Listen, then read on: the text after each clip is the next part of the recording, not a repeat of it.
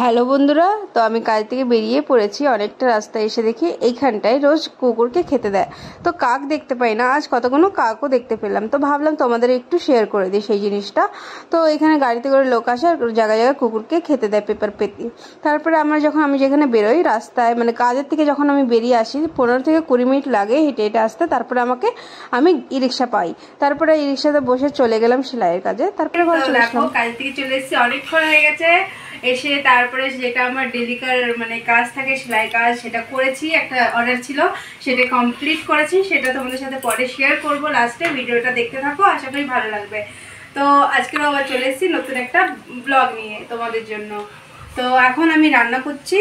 আমি আসার পরে ড্রেসটাও চেঞ্জ করিনি, তো এখন আমি রান্না করব। তো রান্না মানে অলরেডি অর্ধেক হয়ে গেছে। বসিয়ে দিয়েছি ভাত, প্লেন ভাত হচ্ছে, মানে সাদা ভাত। রাত্রে আজকে রুটি করবো না। রুটি খাবে তুমি? আটা মাখা আছে, খালে না? তো চলো ভাত রুটিও করতে হবে, আটা মাখা আছে। আর এটা আলু ভাজি, এটা হচ্ছে ডিমের বড়া ঝোল করব। মাছের যে ডিমগুলো হয় না, ওইগুলো ছিল, ওইটা ভেজেছি, ওটার বড়া করব, তারই প্রিপারেশন নিচ্ছি। তো চলো আমি রান্নাটা করে নিই, তারপরে তোমাদের সাথে আবার শেয়ার করবো। তো ততক্ষণে দেখতে থাকো ব্লগটা, আশা করি ভালো লাগবে। তারপর ফাইনালি আমার রান্না হয়ে গেছিলো। রান্না ঠান্না করে তারপরে রাত বেশ 10টা বেজে গেছিলো। রান্না করতে করতে খাওয়ার হয়নি, চলে গেলাম বিশাল মেঘামার, কারণ আগামীকাল একটা দিদির ছেলের জন্মদিন। তো বলেছে, তো যাব।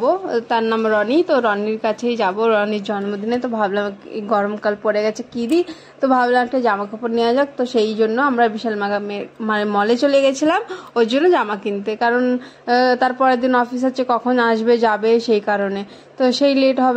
তো যাই হোক, তারপরে গেলাম। আর এখানে বাচ্চাদের খুব সুন্দর সুন্দর কালেকশন ছিল, খুবই কম প্রাইসে ছিল। তোমরা যদি নিতে চাও নিতে পারো।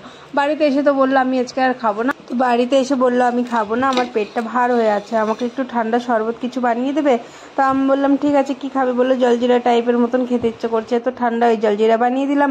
আর আমি একটু ভাত আর তরকারি খেয়ে শুয়ে পড়লাম। তো ভিডিওটা কেমন লাগলো? ভালো লাগলে পাশে থেকে লাইক শেয়ার কমেন্ট করে দিও না।